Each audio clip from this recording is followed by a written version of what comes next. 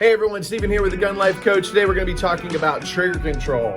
Do you have issues with your trigger finger? Like some trigger finger insecurities? Yes, we're going to be talking about this little finger right here. Or maybe it's this little finger right here. So over the last 20 some years, I've been teaching many shooters, thousands of shooters from all walks of life, and the concepts that I've used to translate my knowledge to skills and attitude and performance on the range have been proven time and time again. And it's not always super technical, but it's how we can explain things better to our students to get them to master what they want to master, whether it's on the range or on the street.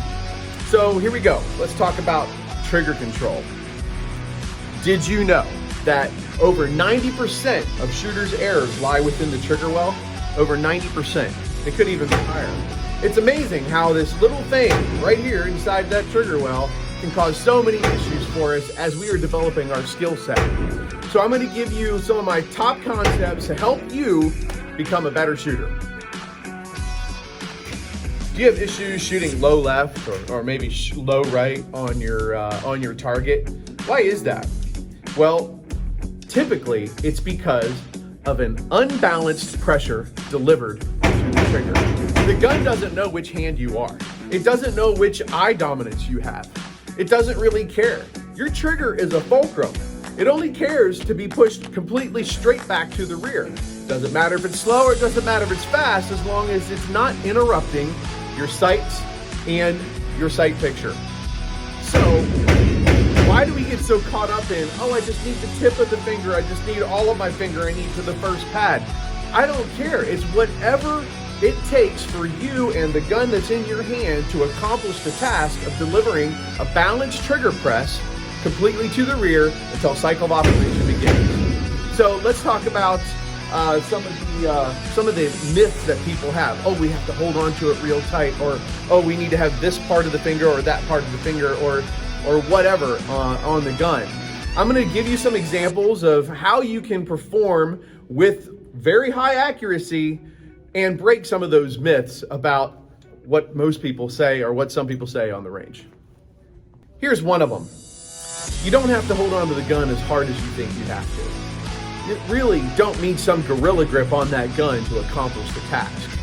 What matters most, and I said this in other videos and for many years, is this: that front sight in relation to your intended impact for the target and how you press that trigger. Okay, so here we go. I'm going to demonstrate for you that you do not have to hold on to the firearm as hard as you think you have to. In fact, I'm only going to use my thumb, my trigger finger to hold on to the gun with the pressure of my hand around the gun, and I'm going to line up my sights. I'm going to put, a couple rounds downrange in the cranial part of the target to show you that all you need to do is focus on your front sight and have an amazing trigger press. All right, here we go.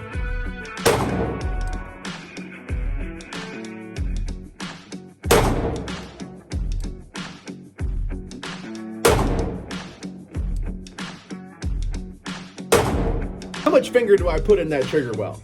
How much finger do I put on that trigger? I'm going to tell you right now, I don't really care. Everybody is different. Everybody's got different length fingers. Some people are missing some parts of their fingers. Some fingers don't work so well. I've taught people that shoot with their middle finger. I've seen people that shoot with their ring finger, believe it or not, because of missing digits. So that's not the point. The point is, are you delivering an equal amount of pressure on that trigger to make the cycle of operation, to make the gun go bang, basically?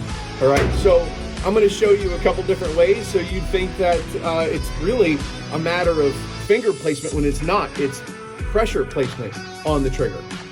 Notice I've got a lot of finger in that trigger well, and we're still going to put accurate rounds downrange. Lining up my front sight, going for the head.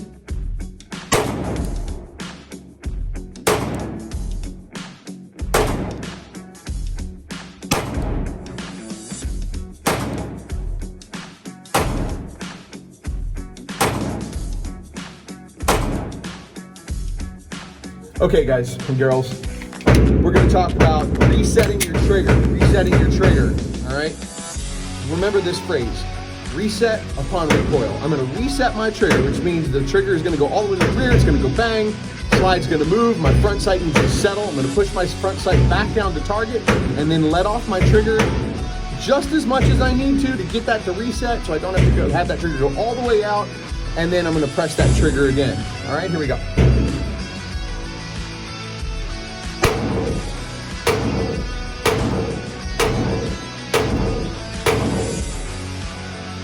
You know, I was saying earlier in the video about how over 90% of shooters' errors lie within the trigger well, and you might have found that that is true for you as well. It is with most shooters. And I was reminded of a little story. I was in Peru teaching many law enforcement there outside of Lima. And I do not speak a lot of Spanish, but the one phrase I spoke the most was un suave movimiento de gatillo, which means one smooth movement of the trigger, loosely translated. And that is what I had to say the most with hundreds of shooters to help them get it through their head that they had to press the trigger a certain way. So remember that. Smooth movement of the trigger, balanced pressure of that trigger, master that trigger, and master your shooting. That's all I got for you today. This is Steven from the GunLife Coach. You have an awesome day.